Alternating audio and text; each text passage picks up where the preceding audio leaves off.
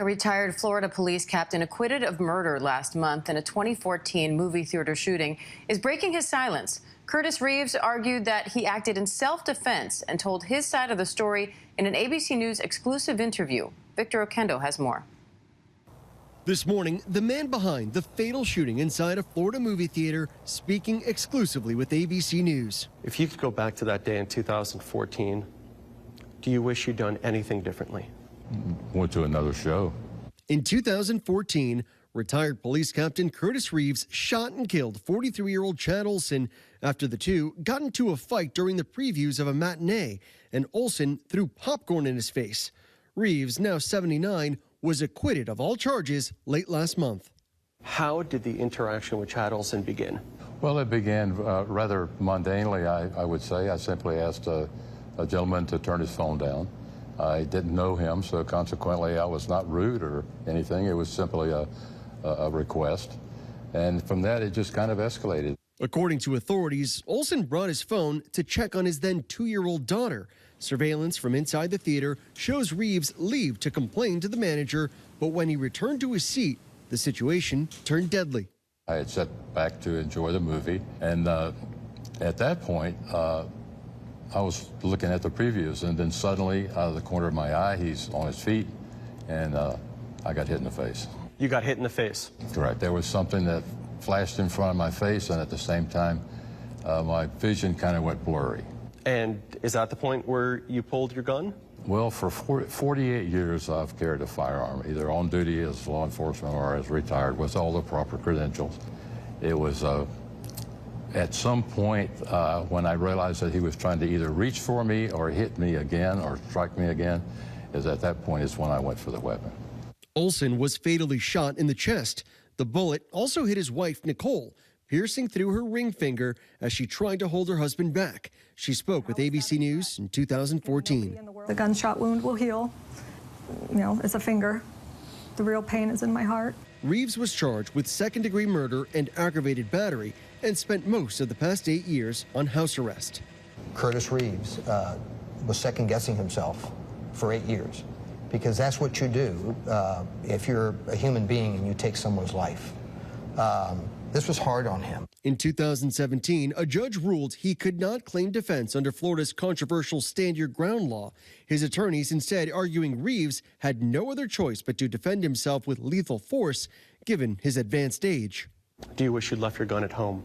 Had I left my gun at home, there's a good chance that I wouldn't be here today. Curtis and his wife Vivian, who was sitting next to him at the theater, say they haven't had any contact with the Olson family, but she wants Nicole to know. I have prayed for the Olson family, and she's a young woman, and I sincerely hope that she finds someone else to share her life and to be a good father to her child. I hope she gets on with her life and is happy. Overnight, Olson's wife telling ABC News, "For 8 long years, I had to wait and try and fight for justice. Even though the jury got it wrong, I will not just accept this result lying down.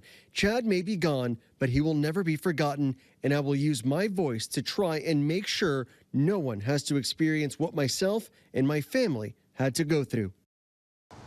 And Nicole also says she wants everyone to know that while Chad was made out to be the aggressor, he was an amazing husband and father. Diane? All right, Victor Oquendo, thank you. And you can see more of Victor's interview tonight on Nightline. But right now, let's unpack this case a little bit more with the help of Terri Austin, host and legal analyst at the Law and Crime Network. Terri, first of all, what took so long? This happened 8 years ago. So why was this case just finally decided now? Diane, there were multiple delays. First of all, they had a separate hearing for that Stand Your Ground trial. It was really a mini trial, and it had many witnesses. It took 2 weeks, and then there was an appeal of that. And then, of course, COVID. So with all of those factors together, it took 8 years. But most of that time, we know the defendant was in house arrest. So he wasn't in prison for all of that time. But yes, it did take a very long time. Now, prosecutors tried to argue against self-defense here, saying that the real event that triggered Reeves to pull the trigger was that Chad threw popcorn on him. The defense argued that it was a fear that Chad was actually going to assault the older and smaller Curtis Reeves that actually led him to pull the trigger and so that it was self-defense. Given all the details in the trial, what do you think led to the jury's decision to acquit of both second-degree murder and aggravated battery? Excellent question. I will say I watched the entire trial from jury selection to closing arguments to the verdict, and I was surprised. I thought the prosecution proved their case that, in fact, this was second-degree murder, that, in fact, Reeves acted with a depraved mind without regard to human life, and if not that, then that second charge of aggravated assault, because essentially there's no question that that aggravated battery under Florida law was the intentional touching, and we saw that he responded in that way. But the jury believed the defense. The jury saw that he was an older man, that he thought his life was in danger. He thought that the other person was going to attack him, and we know for a fact that Mr. Olson was younger and in great shape and tall. And so the jury believed that, in fact, Mr. Reeves had to protect himself, and this was the only way he could do it, was to shoot Mr. Olson. I think it was an overreaction. I respect the jury, but I was very surprised with the outcome. And quickly, Terry, one of the things that came up was the fact that he used his sense of danger based on his decades of experience as a law enforcement officer. How much do you think that factored in?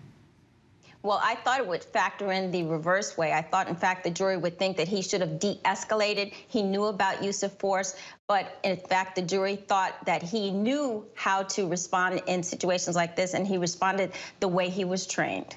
Now, you mentioned his initial self-defense claim came under Florida Stand Your Ground law. That was denied, but then he was, in the end, able to claim self-defense. So what are the differences between Stand Your Ground and self-defense? There are three levels, really, in Florida. There's Stand Your Ground, and there's the Castle Doctrine, and then there is self-defense.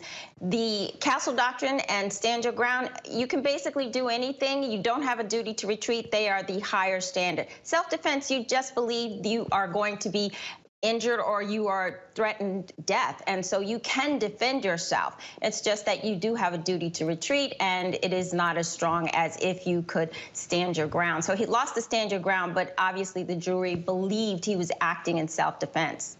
So what kind of precedents do you think this case might set for similar cases in the future? Well, I think in Florida, you have to be careful here. This was a 6-person jury, and in fact, they decided that in this situation, there was a right to defend yourself. And certainly in Florida, I don't know if it's going to have an effect in other states, but I think in Florida, you can look at this and think that if you're threatened, certainly if you're older and you feel as though someone can overtake you, you have a right to shoot to kill. At least that's the message that this trial is sending. It's a strong message, especially if you're living in the state of Florida. All right, Terri Austin, host and legal analyst at the Law and Crime Network. We appreciate your analysis as always, Terri. Thank you. Thank you, Diane. Hi, everyone. George Stephanopoulos here. Thanks for checking out the ABC News YouTube channel. If you'd like to get more videos, show highlights, and watch live event coverage, click on the right over here to subscribe to our channel. And don't forget to download the ABC News app for breaking news alerts. Thanks for watching.